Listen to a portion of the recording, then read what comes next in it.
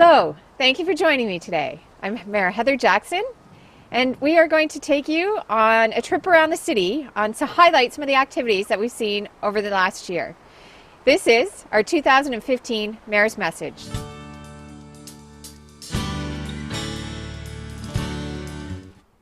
Hello, I am here at Elgin St. Thomas Public Health, and I'm joined by Erica Arnott. Erica is the Manager of Strategic Initiatives. And Erica, there's been a lot of good news happening around the health unit and various other partners in the past year. And some of that is around Active Elgin, active living, and just wondering if you could highlight a few of the things that are happening, things that we're going to be looking forward to undertaking next year as well. Absolutely. So earlier this summer, we had a great announcement where Public Health Agency of Canada has given us $1 million, and we're going to be working with our partners at the city and also with Doug Terry Homes, Hey Ho Homes, and Springwater Developments in order to look at walkability across the city of St. Thomas. So we're very excited to have started that project and look forward to the next 4 years of funding as we move forward to address walkability and making our community easier to get around by foot. And of course, that the key is that it's a 4-year funding cycle, and so it's not all going to happen all at once. But so, what are the things that are going to happen? So we're going to look at what's already existing and how we can build on that. And does this mean we're actually going to see some new trails, all that kind of stuff? Right. So one of the first steps is we're going to be looking at what exists. So what assets do we have in our community in terms of trails, in terms of sidewalks? From there, we're going to be looking to see what priority improvements there are. So where are the areas where there's some pieces missing? And how do we engage the community in a conversation about what's important about walkability, and how do we get around our community, and how do we want to move around our community differently than maybe we do now? And then finally, we'll be looking at how do we make some improvements to fill some of those missing gaps. So it's really an exciting project. Yeah, that's great. So one of the other things that has happened too is we've been able to update our city hiking and cycling map. And this isn't just about what's on the streets. This is also kind of trail map. So there's lots of other trails in the community. And why don't you tell us a little bit about this project and updating that and what that meant? Sure. So this project is a piece of work that's come from the Healthy Communities Partnership. And the Healthy Communities Partnership includes representatives from every municipality across Elgin St. Thomas, our partners in tourism as well. And so we're really excited to have this new trail map. And as Heather said, it's not just a trail map. We're also including different icons on where people can be active in our community. So it includes icons locating new parks, playground equipment. It includes splash pads, pools, great beaches, hiking trails, on-road biking trails, and all kinds of different ways to be active in Elgin and St. Thomas. So there's really no excuse to not get out there and to be a little more active than we've been in the past, because we all know we've got some from the results from public health. We know that we've got some high obesity rates in the county, and we really want to get people out and get moving and walk to school, walk to work, ride your bike, and just get out and be part of the community. So where can people get this new map? So the maps are available at all municipal offices across Elgin and St. Thomas. They're also available here at the health unit. We're trying to get them out to the county libraries, and if any partners are interested in copies, we have lots here at the health unit, so you can certainly call us and obtain a copy or several. Okay, and that's great. And I know one project we've got on the books for next year is turning this into a format where people will be able to get that on their smartphones and electronic devices. So that is coming, and we look forward to that. We've got a little bit of work to do on that. Anything else that you want to highlight this year about what's going on? We talked about Healthy Community Partnership. Do they have some more activities coming up that we can look forward to? They do. So we actually were also successful in receiving funds through the Healthy Kids Community Challenge. And so those funds are just beginning to roll now, and we are in the works of developing those plans. But in the near future, there will be some more information about some backyard ice rinks that are going to be in communities across Elgin and St. Thomas that will be volunteer run, and we're really excited about that. We're also looking at working with our local conservation areas to partner on some cross-country ski trails, and as Heather said, getting out and having electronic mapping on the Active Elgin website. So if you're looking for more information about that, please visit the Active Elgin website, which is www.activeelgin.ca. A lot really going on this year. A lot of really good funding that's been made available from other partners, and really it's about having a healthy community and making sure that everybody gets out and, like I said earlier, walk to school if you can, walk to work, ride your bike, just get out and be active and take advantage of what we have here in St. Thomas and Elgin County.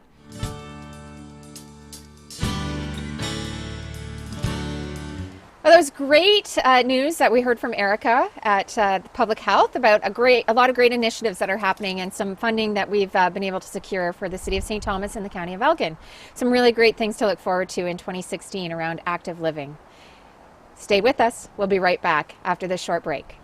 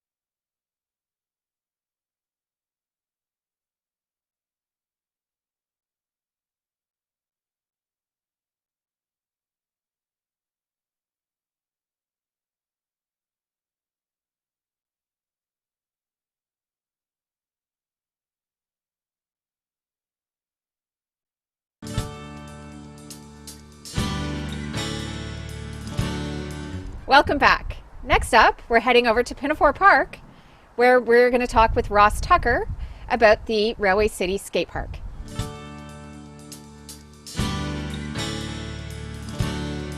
I am now at Pinafore Park in the Administration Building. I'm joined by Ross Tucker, our Director of Parks and Recreation. And Ross, we're going to talk about Railway City Skate Park. And we've got one of the designs behind us. This was just presented recently in December to the public and to council and staff. And tell us how we got to this point. How did we get here? I know we have a budget of $600,000. And then what did you do after that? After you got the budget approval, what did you have to do? How did we find Bill, who's going to make this thing become reality?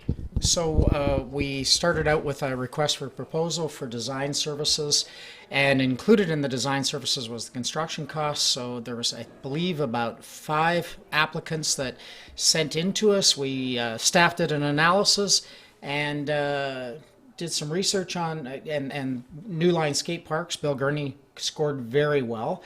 We did some research. We talked to references that said, you're right on track. This is the right guy that can do the work for you. A very creative guy. So we ended up awarding the contract to him in late summer, I think, is when when the contract was out.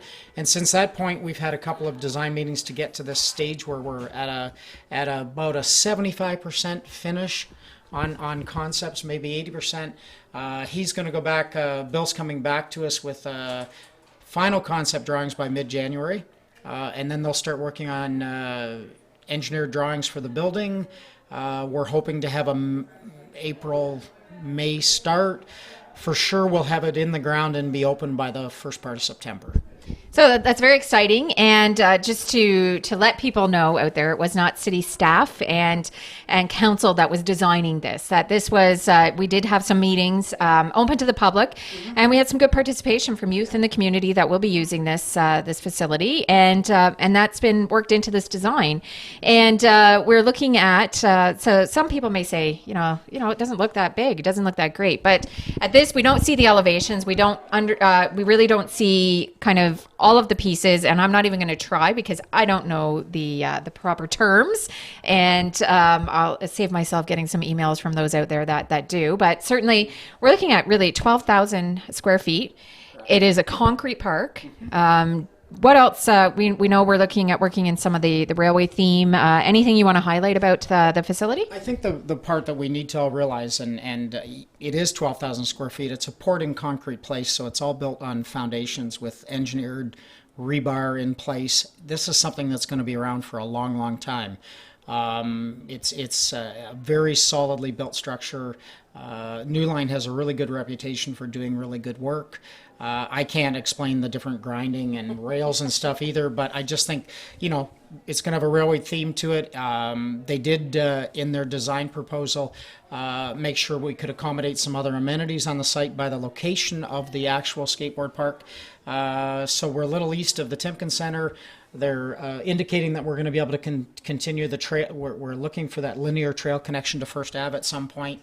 Certainly, we're bringing that linear trail connection through from Third Ave, through the parking lot into this facility also. So, sometime in the future, we're hoping to maybe do a roller ball court in the same location and some other amenities as monies become available. Very exciting. And as we were just at the health unit speaking about getting active, we know that the trail system is really, we're really stepping it up. And this will be another component of that, but certainly another way for youth in our community to get out and be active. So wonderful. This has been a long time coming. It's we wanted to make sure we did it right. And we really are. A poured concrete facility in the heart of our downtown, and it's going to be fantastic. So we're really looking forward to that. I have a skateboard. It's not mine. I thank my nephew for leaving that at my house. But I certainly will be out to maybe cut a ribbon, but certainly won't be out on my skateboard because we all know what happens when I do stuff like that. So to save myself some broken bones, but I will certainly be out cheering on the individuals and really looking forward to having this open and towards the end of summer. It's really exciting, great news, and really I know there's a lot of excitement in the community about this, so it's really great. Thanks, Ross.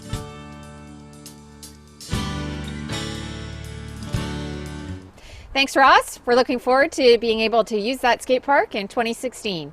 And now for another break.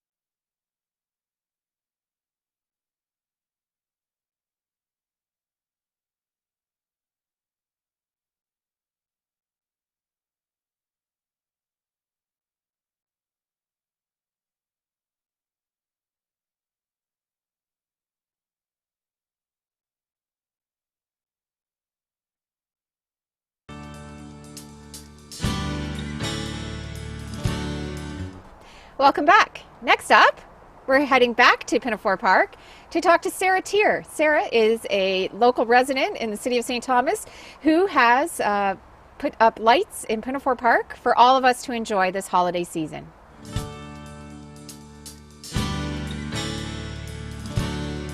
I am now at beautiful Pinafore Park, and I'm joined by Sarah Tier. And Sarah is instrumental in making sure that the park was lit up this year for the holiday season. So Sarah, I want to say thank you on behalf of the community for what you've done. I know the weather was good, at least for most of the time you were doing that, but certainly not something you probably thought you'd be getting involved with, maybe in hanging lights and trees and across the park. So what sparked you to make this happen this year? Well, we've lived in St. Thomas now for 9 years. My husband grew up here, so when we moved back, being in the park and enjoying the park has always been something that's been very important to us. We actually got married in the pavilion just behind us. So just enjoying the park has always been important. And then enjoying the Christmas lights has always been something that, as a tradition, we've always done. We brought grandma out, we brought the kids out. And then when the lights weren't here, the kids were kind of disappointed. So when we heard they were coming back this year, we thought, yay. And then they weren't. So we sat down as a family meeting and thought, hey, you know what, let's put Christmas lights in the park and enjoy the park because it's so beautiful, and the Christmas lights just add so much more when the daylight is just so much shorter. Certainly, we've heard a lot of good things. A lot of thanks to you and your family for making that decision. And I bet there have been some people come forward that want to help.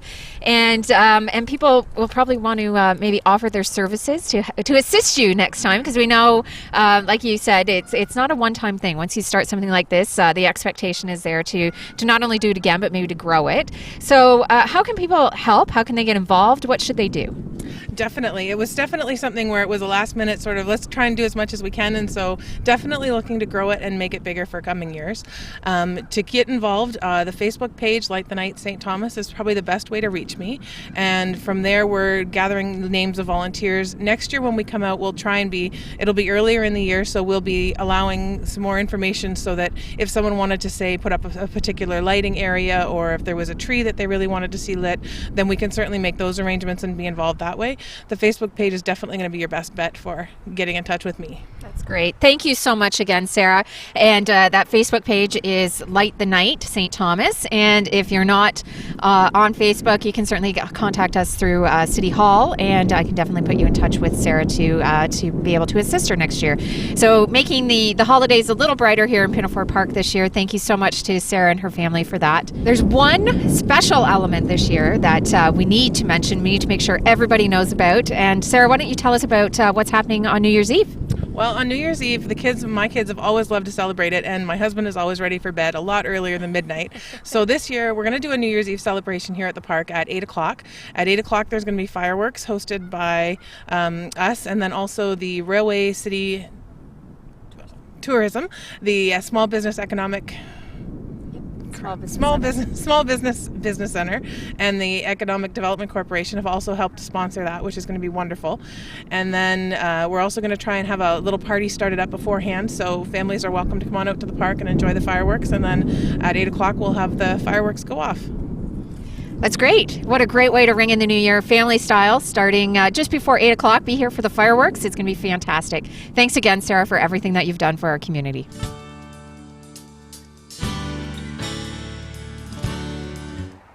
Thanks, Sarah. Thank you to your family and your friends for helping you with this endeavor. And we're all enjoying the beautiful lights of Pinafore this holiday season. Stay with us. We'll be right back.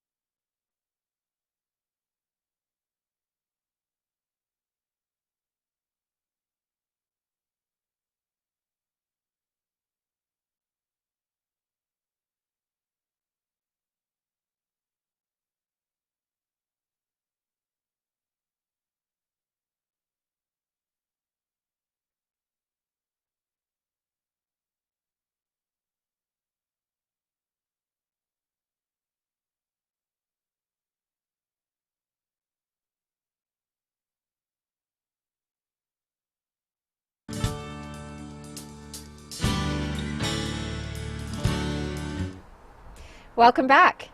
Next up, we're talking to Police Chief Daryl Pinnell about the new St. Thomas Police Station that is currently under construction.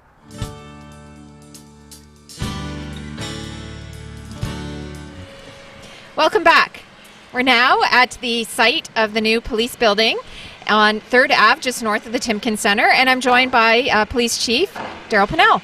Daryl, why don't you give me a bit of the history? We know it's been about 15 years to get to this point, but it's great to see this construction. There's a lot of mud behind us. Tell me where we're at and what we've got to look forward to. I would be happy to. This project actually started in its infancy back about 15 years ago, but fortunately for us, in August of this year, the current council saw their way fit to build a new police building, and shortly after August, we started into all of what's behind us. And yes, it's been a little bit of a long process, but the members have been patient, the public has been patient, and now we're seeing a great deal of growth in this area. I think I'm not only excited for the police building, but I'm also excited that we're going to see the skate park behind us, we're going to see a roadway going through, and I'm sure you're going to see a lot of development in the area as well. I was just meeting with the head of environmental services and Ross Tucker from Parks today, and we were talking about how all of these projects are going to come together, and it's a really exciting time for the City of St. Thomas. Yeah, there's a lot of development happening. We're lucky that towards the end of December that the weather's kind of been holding off, and we can actually see some walls coming up and on the building. So we know they're going to keep working right through the winter. It's very exciting. What's the anticipated finish date when you'll be moving in? Well, we're just about to go into a meeting here shortly to talk a little bit about those timelines, and I've always been told right from the beginning of the process is you never ever tell when the opening date will be, because it probably isn't going to be on that date. So what I'm anticipating is the spring of 2017, and I did not expect to be out here in shirt sleeves today, but unfortunately it's not a great thing for Christmas, but it's a wonderful thing for building a police station. That's true. I think there are a few folks out there who want a little more white stuff floating around, but we're quite content without that happening right now. So part of this as well is that 3rd Ave being punched through to Talbot Street. So there's a lot that's kind of going ahead with this project as well. And you're right, it took us a long time to get to this point, but I'm so excited to see this happening. We know that we're seeing a lot of other development in the downtown as well, and it's all good news for the City of St. Thomas, and we're really looking forward to those spring, maybe late spring 2017. I agree, you never say when until the guys are off the site and hand the building over, but it's very exciting and we're looking forward to it. Any extra stuff in the building that this time around that you want to highlight for the community that we can look forward to? Well, it's a little bit of a change for us from the building that we're currently in. Certainly it is a lot more accessible, a lot more space for being able to do the police operations out of, but a lot more open and welcoming to the public as well. Things like having a washroom in the lobby that people can use, a community room where people can come and meet, and the fact that it's in a bit of a hub. We're adjacent to the skate park, we're near the Timken Arena. In fact, the brickwork on our building was matched up with the Elgin County Railway Museum, so things like that are very exciting to me, not to mention the fact that we'll be able to give better service to the community, and certainly our officers and staff will have a much more pleasant working environment out of the new building as well. I'm sure they're going to love being in an actual office, maybe not a closet that's been converted to an office. So we're really looking forward to this. It's a great project for the entire city. And thank you, Chief, for being here today. And we've got our fingers crossed. We have our fingers crossed that the weather's going to hold out a little bit longer so they can get a little more of this done before it gets too cold. Thanks for joining us here, and we'll be right back.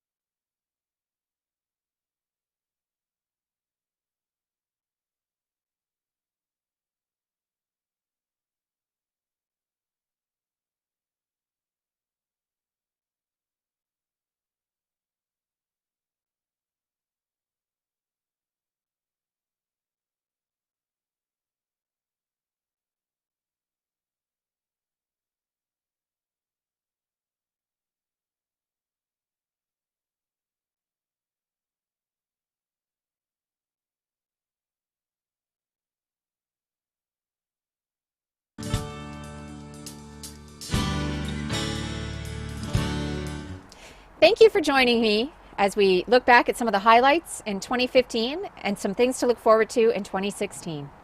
We have a lot to be proud of here in the City of St. Thomas. I wish you and your families all a very Merry Christmas and all the best for a safe, healthy, and prosperous 2016. Merry Christmas.